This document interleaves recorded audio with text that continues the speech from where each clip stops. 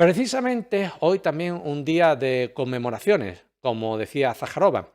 El 1 de septiembre se cumplen 85 años del comienzo de la Segunda Guerra Mundial, que prácticamente llevó a Europa y a toda la civilización humana al borde de la destrucción, decía Zaharova. La humanidad nunca ha conocido una tragedia así. 61 estados, más del 80% de la población mundial, se vieron arrastrados a la sangrienta masacre. Las operaciones militares tuvieron lugar en el territorio de 40 estados. Las pérdidas totales, según diversas estimaciones, oscilaron entre 50 y 80 millones de personas, incluidas civiles y militares.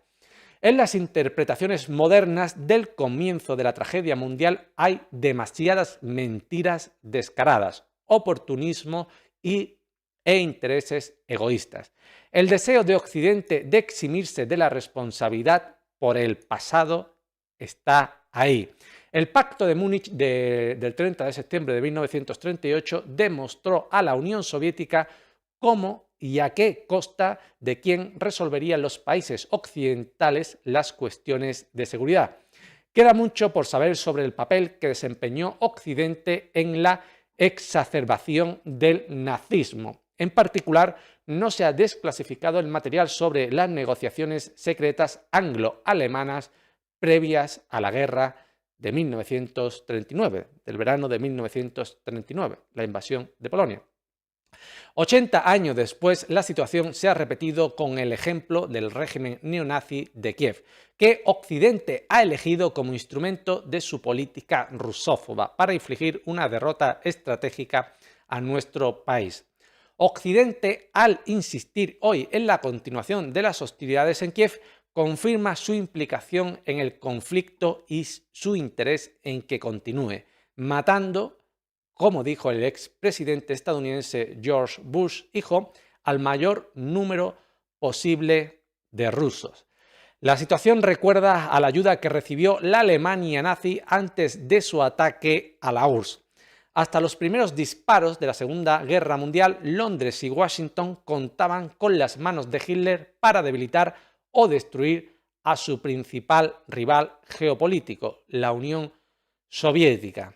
Los dirigentes nazis tampoco fueron ambiguos en sus memorias. Uno de los jefes de la inteligencia alemana, Walter Schirmberger, dijo directamente que muchos en la cúpula del Reich querían unirse con Occidente para golpear a la URSS. Y solo las valerosas victorias del Ejército Rojo impidieron que estos planes se hicieran realidad.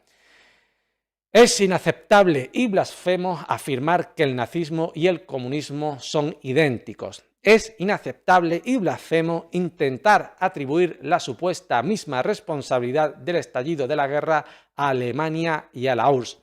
Es inaceptable y blasfemo silenciar la decisiva contribución de la Unión Soviética en los sangrientos campos de batalla de la Gran Guerra Patria, que quebró la maquinaria bélica de Hitler. Es inaceptable y blasfemo menospreciar las heroicas hazañas de nuestros libertadores. El resultado más importante de la gran victoria del 9 de mayo de 1945 fue la derrota de las fuerzas reaccionarias más agresivas. Muchos pueblos de origen no ario que estaban destinados a perecer en los campos de concentración nazis o a convertirse en esclavos fueron salvados de la aniquilación física por nuestro país, por la Unión Soviética entonces.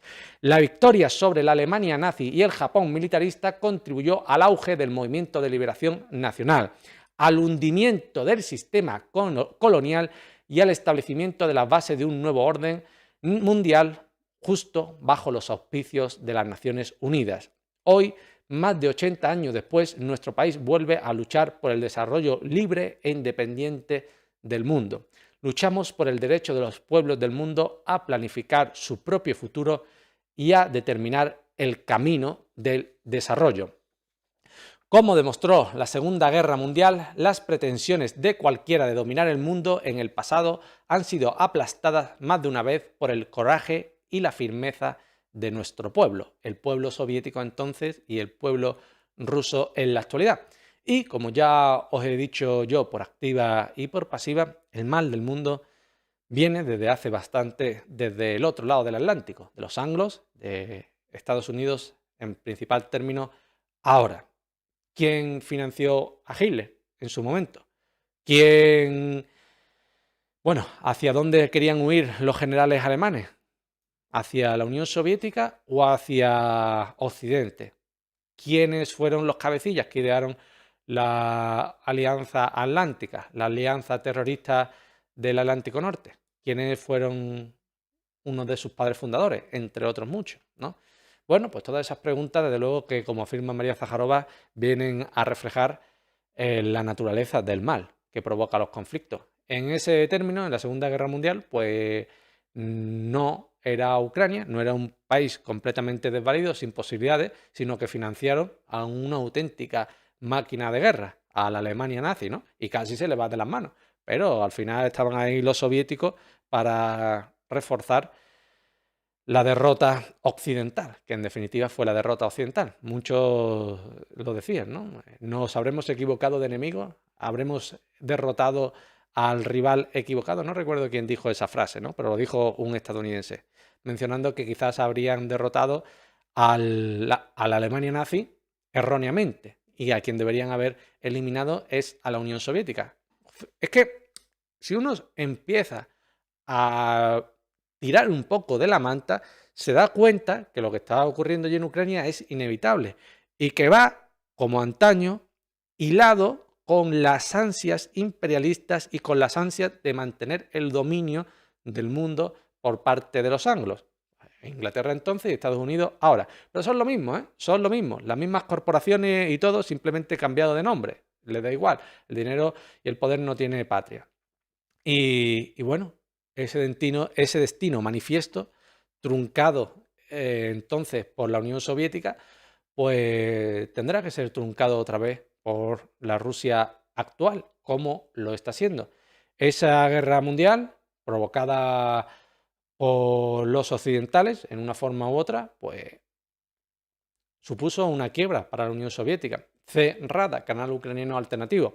En general, la Segunda Guerra Mundial cumplió el significado que le dieron los estadounidenses. Acabó con Europa, Alemania perdió su soberanía, Inglaterra perdió colonias clave y se convirtió en un socio menor de los Estados Unidos. El papel de Francia también disminuyó y la superpotencia industrial de la Unión Soviética se vio frustrada.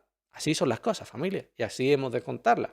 Ojalá que algún día se pueda saber toda la verdad de quién financió, aunque muchas cosas se saben, ¿no? Quién está detrás de todo, pero que se sepa todo en profundidad y que se vea claramente que se apoyó a Hitler para que destruyera la Unión Soviética y que quizás se le fue un poco de madre Hitler invadiendo a Francia. No estaban los planes, ¿no? Le diría en esa reunión del 39, le diría los británicos también, ¿no? No te vayas por Francia, vete directamente hacia la Unión Soviética, no te vayas para Francia, que son nuestros compadres, ¿no? O quizás sí, quizás sí, le dijeron, mira, quítame de en medio Francia antes primero de irte a la Unión Soviética, ¿no? Cualquiera sabe con los mercenarios y con los piratas anglos y sus herederos, los estadounidenses. Y los rusos le están dando una paliza de toma, padre mío, ¿no? En el frente. Concretamente, Military Sumari, canal bielorruso, afirmaba que en dirección a Pokrovsk la mayor parte de los movimientos rusos se concentran sobre todo en dirección sur, hacia Kurajovo. Están cayendo los rusos hacia Kurajovo. En el flanco occidental, justo antes de Vinogrado y Pokrovsk, los combates se desarrollan principalmente en la aldea estratégicamente importante de Hodrivka, donde la defensa ucraniana también mantiene posiciones en estos momentos. Se está ya rozando con los deditos Pokrovsk. Ahora está Hodrivka, que no está completamente controlada por Ucrania. Está la mayor parte liberada ya por las tropas rusas, pero todavía hay remanente allí ucraniano. Y fijaos, porque el canal propagandista ucraniano Military Analytics da la voz de alarma, familia, da la voz de alarma de que los rusos se van a meter hasta la cocina. Military Analytics, canal ucraniano no alternativo ni mucho menos, sino propagandista. En dirección Pokrovsk, las Fuerzas Armadas rusas están atacando Selidovo. Desde este punto de estratégicos, en esta zona se está desarrollando la situación más amenazadora para la Fuerza Armada de Ucrania. Desde este asentamiento se abre una carretera hacia el sureste, hacia el suroeste, que va directamente hacia la segunda línea de defensa de las Fuerzas Armadas de Ucrania en el oeste de Donetsk, que se apoya en Ukrainska, en Gorniak y en Kurajovo. Tengo también información de última hora y es que los rusos estarían empezando también el asalto a Ukrainska. Es un asentamiento que está justo ahí en la zona sur de la cabeza de puente de los rusos. Ya estarían empezando los combates en Ukrainsk. Gorniak queda un poquito más abajo y Kurajovo está muy fortificado, todavía queda lejos. Pero Ukrainska, que lo decía Military Analytics, ya estaría siendo liberada. Todavía queda mucho, pero bueno, veremos cómo se produce todo. Tras la rápida caída de Novogorodivka, el mando ucraniano parece haberse dado cuenta de esta amenaza, la amenaza estratégica que tienen los rusos de caer hacia Kurajovo. Ya también había unidades en ese caldero ucranianas que se estaban retirando a marcha forzada. Por lo que, dada cuenta la amenaza, se transfieren reservas a la defensa de Selidovo y las fuerzas rusas no pueden tomar todavía la ciudad. Desde hace varios días se libran allí encarnizados combates. Hombre, es que si no combates en Selidovo y directamente te plantas en Pokrovsk, pues ya verás lo que ocurre, ¿no?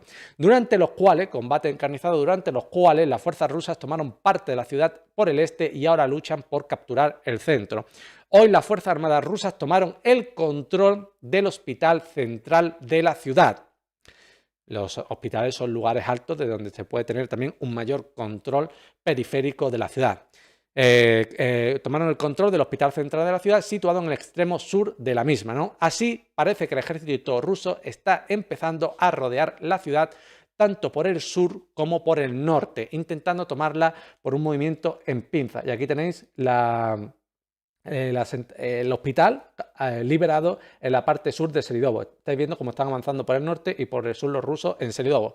Bueno, veremos lo que ocurre, pero claro, atendiendo a que los rusos tienen ese potencial militar, pues es por lo que a los estadounidenses, a los otanazis, no les queda más remedio que realizar ataques terroristas, guerras proxy, y etcétera, etcétera. Yo lo he estado pensando y precisamente con la Segunda Guerra Mundial los estadounidenses se vieron muy reforzados, industrialmente, socialmente, en todo. ¿Por qué? Porque mientras ellos estaban suministrando material de guerra y de otro tipo a los contendientes, pues los demás, los rivales geopolíticos, se estaban desangrando en la guerra. Ellos participaron, sí, pero de forma mucho más limitada de lo que lo hicieron, por ejemplo, la Unión Soviética y otros, ¿no? Es más, cuando se fueron a enfrentar verdaderamente contra Japón, dijeron directamente, mira, le lanzamos 2 bombas atómicas y ya está, ¿para qué vamos a andarnos con rodeos, no? ¿Que mueren civiles? Bueno, pues ya está, nacerán otros civiles, tampoco es para tanto, familia, que somos aquí muy, muy humanistas, ¿no? Que tampoco hay que tener tanto susto a la muerte, hombre, dirán los estadounidenses, digo yo, ¿no? Sino que se lo pregunten a Hiroshima y a Nagasaki, ¿no? Bueno, mejor que no se lo pregunten, porque no recordarán nada de su historia. Pero lo que voy a decir yo es que Estados Unidos contra China no tiene nada que hacer. Es decir, tecnológicamente China, socialmente China, eso está a otro nivel. A China no se le puede meter la pata. Pero pueden los estadounidenses verse tentados a provocar un escenario como el de la Segunda Guerra Mundial, provocando guerra y ellos salir airosos por no ser los contendientes directos, ¿no? Como le dijo Lavrov el otro día a los estadounidenses. Kirby habla con pena. El portavoz del Centro de Comunicaciones Estratégicas del Pentágono habla con pena. ¿Por qué? Porque dice que si la guerra de Ucrania estalla más todavía, que si la guerra de Ucrania se extiende, Europa va a sufrir mucho. Pero es que los estadounidenses se creen que se van a mantener al margen, desde el otro lado de la orilla dando con el látigo. No, no, mire usted, no. Ese escenario como el de la Segunda Guerra Mundial, donde los Estados Unidos alimentan y se aprovechan y se van de rosita, eso ya hace mucho tiempo que ha terminado. No solamente en Ucrania, sino que también, sobre todo, lo pueden intentar allí, en el sudeste asiático, con el tema de Taiwán. Lo que pasa es que aquí no hay una Alemania nazi. Aquí estaba Ucrania y y tenía mucha población, tenía una historia soviética, tenía muchas armas, tenía reservas, etcétera, etcétera. Y te aguanta el pulso contra los rusos. Te lo aguanta. Financiado, con los mercenarios, con el reconocimiento OTAN, todo lo que sabemos, pero te lo aguantan. Pero allí en Taiwán, contra China, ¿quién te aguanta? Claro, a ver, si tienes que involucrar en una guerra contra China, para tener algunas opciones, tienes que involucrar a Japón, a Corea del Sur, a Filipinas, ¿no? Filipinas. El sudeste asiático, la zona de Tailandia, eso está un poquito más tranquila. Tienes que involucrar también a la India. Tienes que involucrar a Australia y Nueva Zelanda. El AUKUS entero allí metido. Pues si no, todo eso no te aguanta ni un asalto contra China. Es lo que puede intentar Estados Unidos. Yo lo veo cada vez más claro y sobre todo haciendo analogía con lo que ocurrió, comparación con lo que ocurrió en la Segunda Guerra Mundial. Azuzamos el globo, pom, pom, pom, conflicto, conflicto, financiamos, levantamos la economía nuestra y los demás competidores se van al infierno. Matamos 2 pájaros de un tiro. En Ucrania, en Taiwán, en Oriente Medio y en donde surja. En África, en América Latina, donde surja. Pero esto es complicado y sobre todo el mundo multipolar naciente sabe de esta jugada, sabe qué es lo que va a intentar. Y por eso es por lo que se trabajan temas como un mercado alternativo, donde no tenga predominio la moneda de reserva, la moneda fiat, la estadounidense y la europea sobre todo. Veremos, porque ahí es donde está el tirón. Ahí es donde está el tirón. Y sobre todo, no sé si Estados Unidos está en la misma época en la que se encontraba antes del inicio y durante la Segunda Guerra Mundial, donde tenía esa potencia manufacturera. Ahora lo ha perdido todo en pos de China, que tiene una espectacularidad en el desarrollo de su industria, su economía, de todo. China es todo. Cuidado porque se vienen curvas, familia. Cuidado que se vienen muchas curvas con ese conflicto geopolítico que tenemos en ciernes. También hemos de decir que la gran noticia de hoy quizás es que las fuerzas de defensa israelíes han recuperado 6 cuerpos de los rehenes del 7 de octubre, que estaban cautivados, que estaban siendo prisioneros como de Hamás, ¿no? De Hamás. Vamos a ver, yo voy a ser claro, yo lamento todas las víctimas, lógicamente, de uno y otro bando. Todos esos prisioneros no eran civiles, hay algunos que eran militares. Hamás no solamente atacó el concierto, también tomó prisioneros de puestos militares israelíes, ¿no? Hay también mucha propaganda en este sentido de cómo murieron, cómo no murieron, en fin, lo típico, ¿no? Algunos dirán que murieron por disparos en la nuca por parte de los de Hamás, algunos dirán que murieron por los bombardeos israelíes, ya sabemos cómo es la propaganda de guerra y es imposible saberlo a ciencia cierta lo que le ha ocurrido. Yo, por mucho que fueran militares, eran prisioneros y tampoco se les debe hacer nada, se les debe tratar como prisioneros y ya está. Pero claro, si Israel bombardea todos los edificios, ¿cómo es que no han muerto por causa de los bombardeos israelíes? En fin, ya sabemos las cosas como son. Y aquí, bueno, pues se produce lo de siempre, se producen las manifestaciones contra Netanyahu, como las que se están produciendo hoy en Israel. Yo, de verdad, me da pena, inmensa pena, lo de Gaza, porque es que además no tiene un final claro, ni un final pronto. Y allí simplemente es uno golpeando y los gazatíes recibiendo hostias, ¿no? Pero fijaos, una información que también he accedido hoy, porque se está comentando nuevamente a raíz de el tema de la muerte de los prisioneros israelíes, y es que no hay duda de que Netanyahu impide el acuerdo de rehenes, denunció el portavoz del Foro de Familia, ¿no? Esa es una información de abril de este mismo año, cuando Netanyahu era precisamente informado por medios israelíes, de fuentes israelíes todo, de que no quería esos acuerdos. ¿Por qué? Bueno, ahí creo que se ve, ¿no? Es que no lo veo. Es que no lo veo porque está muy chico. Espera, lo voy a poner un poquito más grande. No es que esté muy chico y yo no vea, sino que es que el foco delante... A ver, lo voy a poner un poquito más grande. Un momento. Haim Rubinstein afirma que Israel rechazó la oferta inicial de Hamás de liberar a todos los civiles si las fuerzas de defensa de Israel no ingresaban a Gaza y expone la supuesta intromisión política del primer ministro que lo llevó a dimitir el mes pasado, ¿no? De Netanyahu. Bueno, ahí está en definitiva todo. el tema ahí no son los rehenes, el tema ahí no es simplemente Hamás, no es Israel, el tema ahí es echar a todos los de Gaza. Ahí está el tema. Y Israel no va a permitir una retirada de la franja. Se tienen que quedar allí. En los objetivos políticos militares de Israel está quedarse en Gaza para poder limpiar de allí a toda la población, de una forma o de otra. Así que los rehenes y demás, están ahí. Que ojalá que no se hubiesen producido, ¿qué queréis que os diga? Pero bueno, eso es todo. Es que profundizaría mucho realmente en Hamás y cómo se produjo todo lo del 7 de octubre y por qué sí, y por qué no, porque yo veo mucho debate y hay personas que creen tener razón, exponen bien las cosas, pero después en algunos puntos fallan y también ocurre del otro lado y yo más o menos tengo claro, atendiendo a todas las versiones, lo que pasa es lo que no deja de pasar.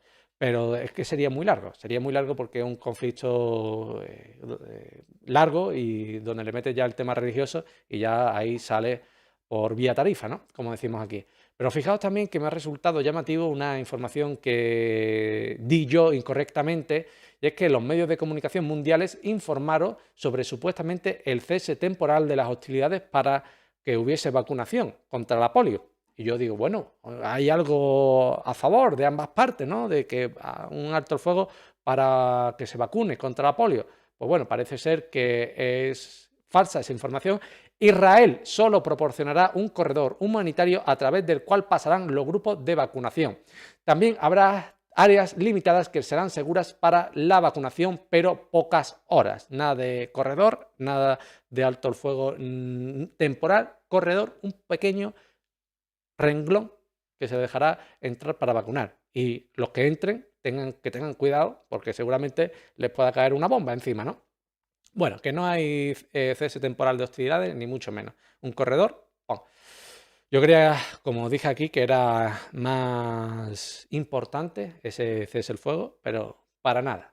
Me extrañó porque, hombre, si el objetivo es una limpieza étnica, ¿cómo vas a establecer un alto el fuego para que se vacune? Pues no van de la mano. Limpieza étnica y que se vacune no van de la mano. Es más, son antagonistas.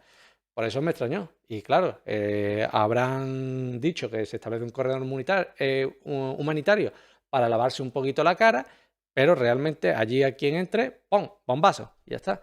Es trágico porque yo, reitero, yo creo que jamás se equivocó con lo del 7 de octubre. No tengo problema en decirlo. Hemos de entender el contexto de represión que sufre allí el pueblo palestino, pero se equivocaron, yo creo, completamente. Pero bueno, también podríamos hablar mucho del origen de Hamás y todas estas cosas, ¿no? Pero ya iría para muy largo, ¿no, familia? En definitiva, espero que pronto termine porque las imágenes que llegan allí todos los días son espeluznantes. En un solo ataque que realizan las fuerzas de defensa israelíes, con esas bombas, matan más de 6 personas. Los 6 cadáveres, los 6 rehenes que han encontrado muertos, ¿no? Para mí la vida vale lo mismo, lógicamente, sean de Israel o sean de Gaza o sean de donde sea. Para mí una vida vale lo mismo en uno que otro lado. Y estamos ante una respuesta de Israel absolutamente desproporcionada, con el objetivo último y definitivo de expulsar a la gente de su casa, como hacen en Cisjordania. En Cisjordania, ¿por qué no se fueron? Porque para lo mismo, para ir expulsando a su gente, los colonos, tal y cual, para arriba y para abajo. Pues lo mismo quieren hacer en Gaza, estar allí para poco a poco, entre que la comunidad internacional mira para un lado, entre que la comunidad internacional mira para otro, te das cuenta y ya no hay nadie. Ese es el objetivo. Pero bueno, nosotros lo vimos desde un principio y ya está. Pero bueno, verlo día tras día es doloroso. Doloroso. Bueno, familia, cuidado mucho y nos vemos mañana en el inicio de la semana. Que tengáis un buen principio de septiembre. Os deseo todo lo mejor, desde luego. Que estéis bien, que estéis fuertes, que si os vais de vacaciones, pues disfrutéis, que si os vais a trabajar de nuevo, pues no le peguéis al compañero de trabajo o a la compañera de trabajo. Tened paciencia, que es el primer día. Ya irán las cosas más finas, ya cuando estemos a mediados de septiembre, ¿no? Ya no sabrá tan dura la cosa, ¿no? Bueno, familia, cuidado mucho, nos vemos mañana y nada, que septiembre